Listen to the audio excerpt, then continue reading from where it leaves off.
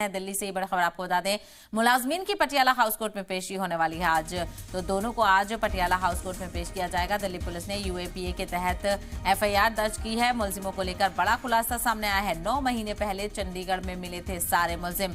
किसान आंदोलन में भी ये शामिल हुए थे।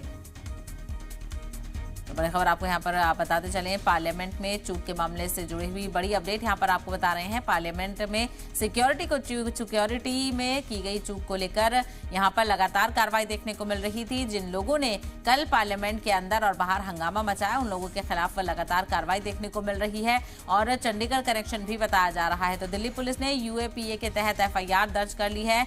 मुलजिमों की पटियाला हाउस कोर्ट में पेशी आज होने वाली है। तो मुलजिमीन की पटियाला हाउस कोर्ट में पेशी होगी आज मुलजिमों को पटियाला हाउस कोर्ट में पेश किया जाएगा। दिल्ली पुलिस ने यूएपीए के तहत एफआईआर दर्ज कर ली है। मुलजिमों को लेकर बड़ा खुलासा सामने आया है। 9 महीने पहले चंडीगढ़ में सारे मुलजिम एक साथ मिले थे।